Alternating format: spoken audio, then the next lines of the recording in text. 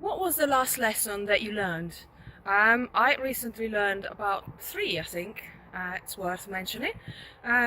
If we never met before, my name is Christina Alciati from smartfitnessmakeover.com, and as a metabolic detective, I help you discover what makes your metabolism tick so that you can achieve your fitness and weight loss goals without going on silly diets or doing crazy workouts. You just learn to do exactly what works for you, and you do just that. No more, no less, and the results will be amazing.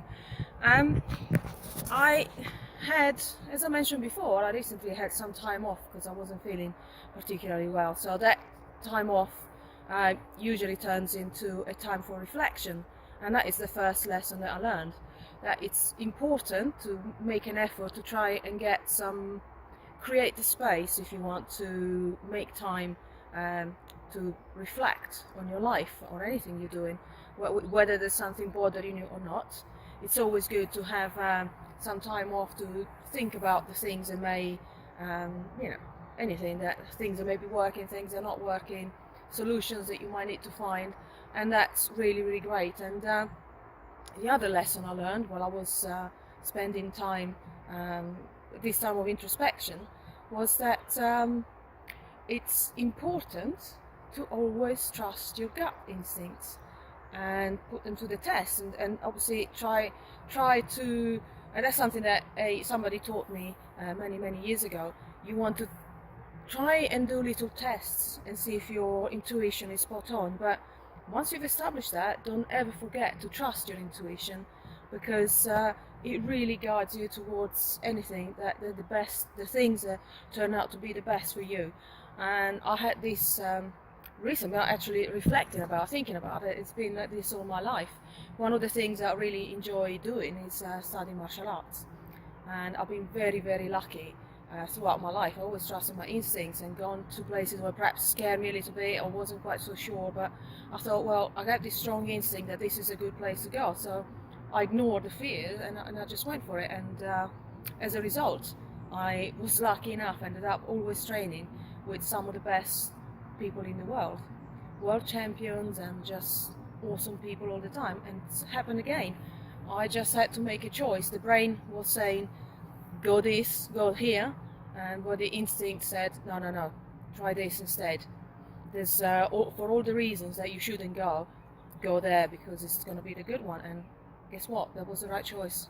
I made the right choice. I ended up in a really lovely place, and I'm learning lots, and I'm having fun with some fantastic people that I met.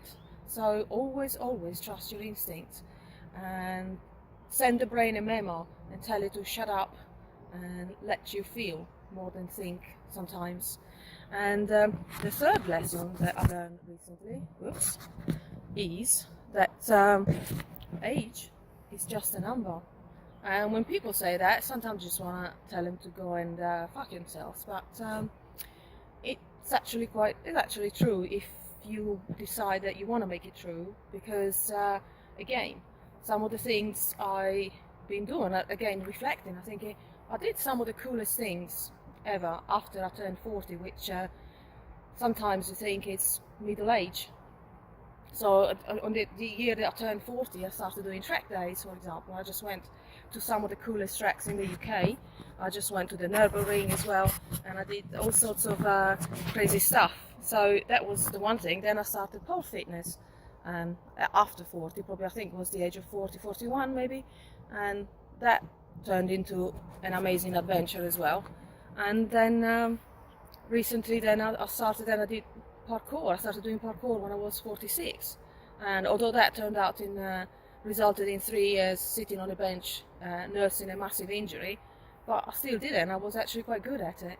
It was fun. I was enjoying it. It was good enough to be able to enjoy without pushing my limits all the time. And then unfortunately sometimes when you push the envelope a little bit, accidents do happen, but other than that, it was something that I kind of, has always been the oldest person in the room, didn't put me off. And more recently, when I thought, oh, perhaps now I am fully healed, I can go and do things, I started doing martial arts again. And again, you think about 49, maybe I should take up knitting, professional extreme knitting or something along those lines, but no. I much preferred throwing punches and grappling with strangers than sitting down watching TV and needs a jumper or a scarf or a hat or a pair of socks. And I also did this year my animal flow instructor course. Now animal flow is a bit of a combination of borrowed moves from martial arts, parkour, gymnastics, and lots of other things. It's very, very hard, and I was in a room full of 20-year-olds, and I wasn't being left behind. So it's, again, don't let age define you, and just if you think I like to really fancy trying that, do it. Don't stop just because you think you're too old. You know, you might not become a gold medal Olympian, but there's nothing. That's not a necessary requirement to enjoy doing different things. So these are my lessons. Let me know what yours are, and I'd like to know. I'm curious to learn what you learned. And again, if anything of this resonates with you, if you need help discovering what you may be capable of, just send me a message or get in touch. I'll gladly show you the way. Thank you for watching, and I'll see you again soon. Bye bye.